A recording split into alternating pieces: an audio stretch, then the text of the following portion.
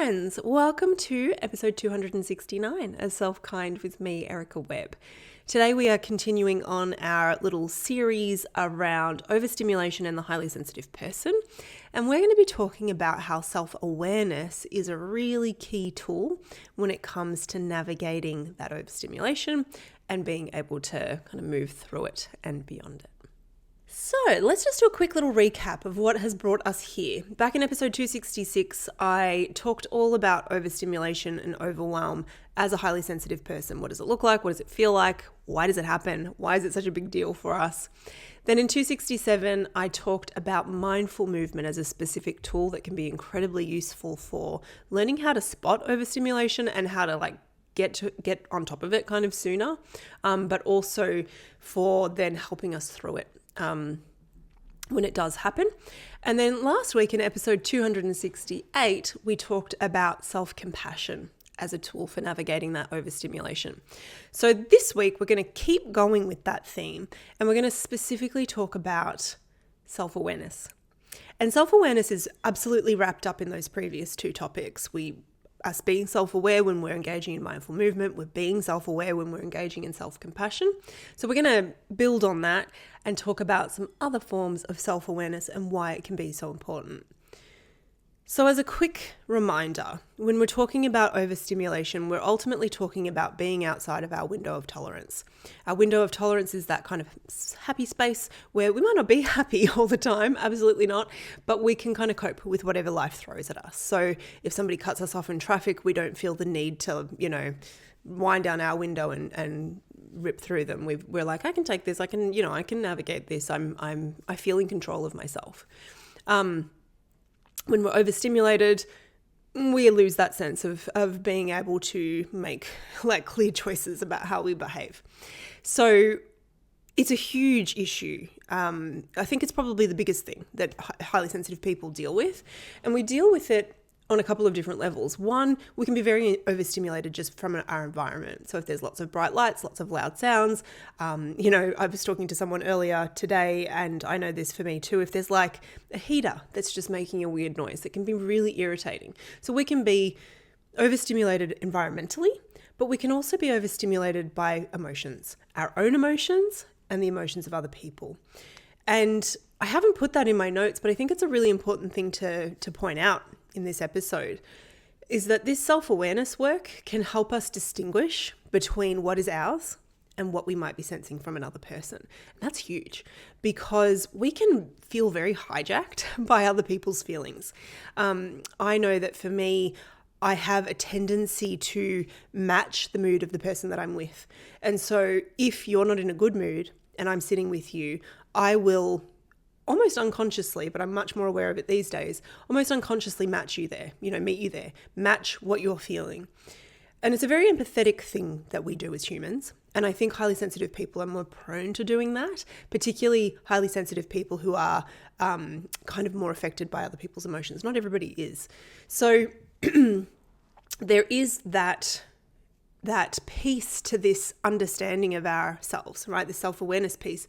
A lot of the reason, or a big part of the reason why that's so important as a highly sensitive person, is because it's easy to get confused between what is mine and what am I sensing, picking up on, and essentially trying to manage in other people, right? Because sometimes when we're overwhelmed by somebody else's emotions, it's not because we just are feeling them, but it's because we're feeling them and we're also feeling like we should do something about them, because we're like, well, you don't seem to be very happy. Like, either I'm going to meet you there so that I don't make you feel worse by being happy when you're not happy, or I'm going to try and find a way to, get you out of that state. And so that can be exhausting, and it's not your job, by the way, but that's maybe a sort of topic for a different day.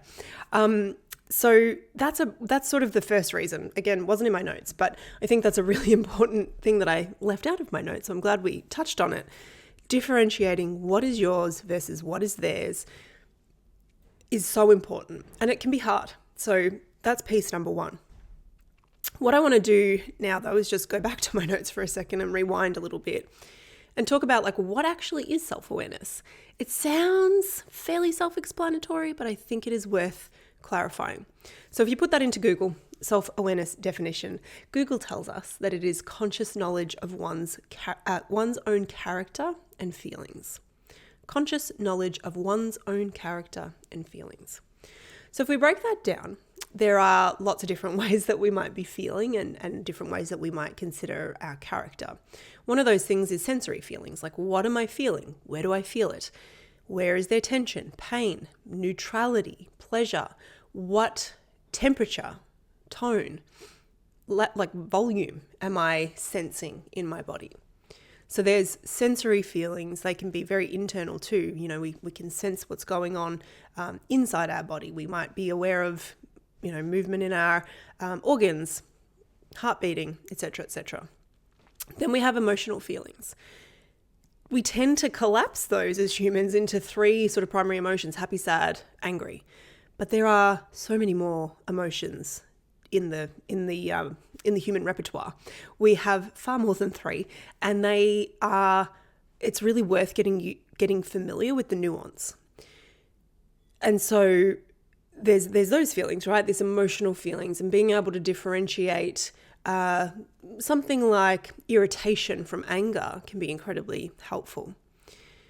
Then there's our thoughts, self-awareness of our thoughts, the content of what I'm thinking, which we can't always control, right? Thoughts will pop into your head without you wanting them to be there, without you consciously calling upon them, right? And sometimes they're not nice. Sometimes unkind things will pop into our head towards ourselves, towards other people. Sometimes judgments will pop up based on our beliefs and conditioning and all of those things. So it's the content of what we're thinking, but it's also the stuff that sits behind that. The beliefs, the value systems that we live by, the expectations that we have, the judgments that we carry, the biases that we carry, the opinions that we have. All of those things can influence our thoughts and our behavior, which is the other piece, the things we actually do and say and how we respond to the world. So we can develop self-awareness around all of those things. But why does it matter when it comes to being a perhaps overly, an easily overstimulated, highly sensitive person? Overstimulation itself will make you feel things. Overstimulation itself will make you think things. And if you are not aware of those, it's much harder to make an impact. If you're aware of what's going on, then you can alter what's going on because you have more places to kind of interrupt the patterning, I guess, that's going on. So when you're overstimulated, you're going to have changes in all of those areas. In your body, you're going to feel some stuff, right? Your heart rate might increase. Your muscles might get tense. You might get nauseous. You might feel achy. You might feel tense. Your jaw might clench. You might be frowning and furrowing your brow. Your belly might be, feeling like you're gripping. All of those things can be happening. Your emotions, you might feel anxious, dread, fearful, angry, jumpy, jumpy, I guess, it can be linked with that, nervy, all of those sorts of things. And inside your head, you might be having all kinds of thoughts like, why am I like this? Why does this happen to me? Why did they do that?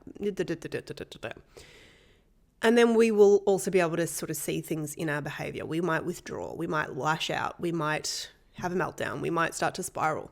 All sorts of things can start to happen from a behavior point of view. But again, what you can sense, what you're aware of, you can influence. So that's really important.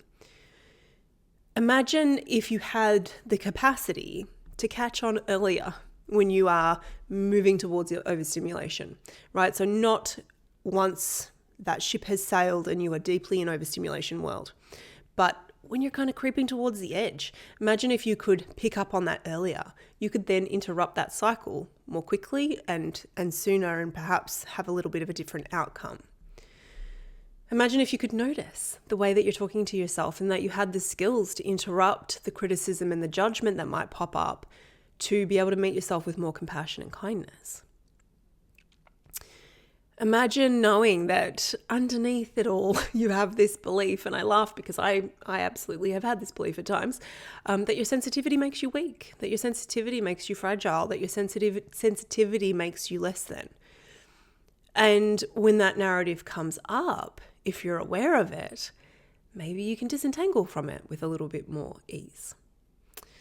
Imagine knowing that you do become overstimulated in certain situations And because you know that, and you know what situations can, I guess, trigger that or knock you into that space, you can be far more intentional about how you navigate situations like that. And the thing that comes to mind for that is, in a work scenario, being in a meeting where perhaps there are a lot of really loud opinions and people aren't being kind to each other, and you sense maybe even some lack of ethical practices.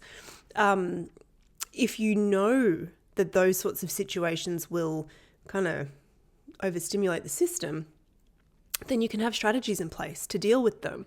And you can choose action based on your values rather than being kind of tugged around by how you feel, which is what will happen, right? Because once our physiology kind of is once that train has left the station, we're going, right? So we want to be able to, where possible, have the opportunity to be like, well, I delayed that train, or the train didn't take off so fast, or, we took off to a different station or whatever. So that can be really important. And I think that sometimes we avoid self-awareness because we're worried about what we're going to find. Sometimes the inner dialogue is just mean, right? Sometimes the inner dialogue is cruel. Sometimes what we notice in our body makes us fearful because we're like, well, what's that sensation? What's that pain? That's new. That's awful. And so we can almost disengage from that self-awareness, thinking that we're keeping ourselves safer by not seeing what's there. And I get that, as a highly sensitive person, you're probably also, or potentially also, prone to then worrying about the things that you notice, and worrying that you're getting it wrong, worrying that you're missing something, worrying that there's some piece that you've overlooked. So, if we can set that to one side for a moment, and what I would say to that is if you're nodding along to that and going, oh my gosh, yes, that's me, then that's where we want to work with someone to be able to develop the strategies to deal with that, right? This idea that we have to just be stuck in our overthinking minds is false. We don't. We can absolutely learn tools to help us navigate that. And so if you're kind of thinking, oh my gosh, this is really hitting home, I really encourage you to reach out, because there are lots of ways that we can work with that. But humans are imperfect, right? We will notice things. That's the point. That's a really important thing to point out.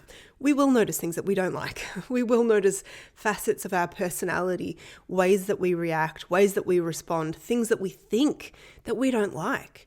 I know there's been multiple times over my lifetime, and particularly within the last few years, where I've become aware of a bias or a belief or a judgment that I'm like, oh, that feels a little ugly. That feels a little ungenerous. And it can be the place where then we can pull that thing out and examine it and be like, because sometimes the beliefs that we have and the things that are kind of under the surface there for us to notice, when we actually start to pull them apart, we're like, I don't actually believe that. I don't actually want to subscribe to that. But it's running on autopilot because of the ways that we were raised and conditioned and the things that have happened to us. There will be a lot of things that we've just practiced over decades. I'm 40, so some of these things I'll have been, actually I'm 41. Some of these things I will have been practicing for 30 odd years. They become habitual and they become default. So we want to be able to notice things even when they feel uncomfortable, even when they feel a little cringeworthy, because we might find that we don't want to subscribe to that, right? We might find that we even are doing something that we're like, that actually isn't the person that I want to be. That doesn't align with the values that I hold and that I want to live into. We might realize that we're living by a whole other set of values that just aren't ours, right? So yes, I hear the concern of what if I find things I don't like? What if I become self-aware to things that make me upset?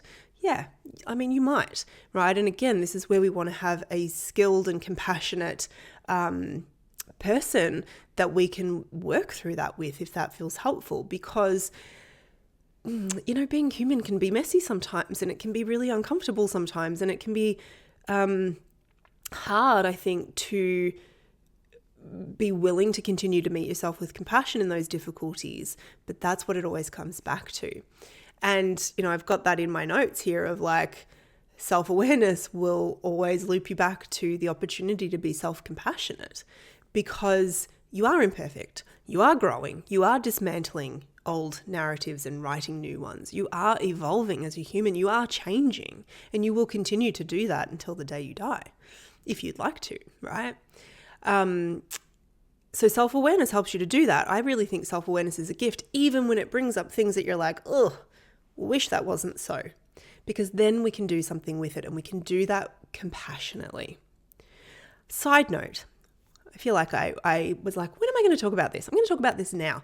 I was reading something the other day, and when somebody has a birthday, or somebody has an anniversary, or somebody has some sort of celebration and they're talking about another person, there's like all of these default ways that we talk about that, and that we sort of celebrate how somebody is.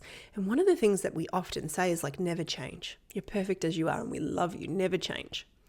And I was thinking about this and thinking, that's not a very generous sort of compliment, I don't think, because you are changing, and you will change, and I want you to change, and I want me to change. I want to be growing. I want to be evolving. I want to be discovering over and over and over again who I am. And this is what self-awareness does. And so don't never change unless, you want to, but give yourself permission to change. Celebrate the change in other people as well, because we are not fixed. And so if you're fearful of what you might find through this process of self-awareness, recognize that you're not stuck. You're not fixed in place. You are not, unchangeable. There is so much room for you to choose the direction that you want to go. And it can be something as simple as, I recently kind of redid my values. I look at my values every now and then, and I changed them because of a few things that had sort of gone on in my world. And I realized that honesty was like my top value. Honesty to myself, like, right, being honest toward myself, but also honesty to the people around me. And so I kind of like looked back at my values, and some people might say like, your values shouldn't change. And I think, well, no, they absolutely can. And we should give ourselves permission to be in this constant exploration of who we are, not always for the sake of evolution and growth. Like, we don't always have to be getting like quote unquote better, but like, what if we were always getting to know ourselves better? Wouldn't that be a gift? All right. So one more thing I want to talk about, which is, how do we get better at this, right? How do we get better at self-awareness? Because again, it's one of those notions that I think can sound really simple in theory, but like, how do we actually do it? Can you give me the step-by-step instructions? And the thing that I would say about that is to just simply invite in more curiosity, more moments of curiosity, which we can do all the time, right? We can do that in any moment. We can invite in curiosity.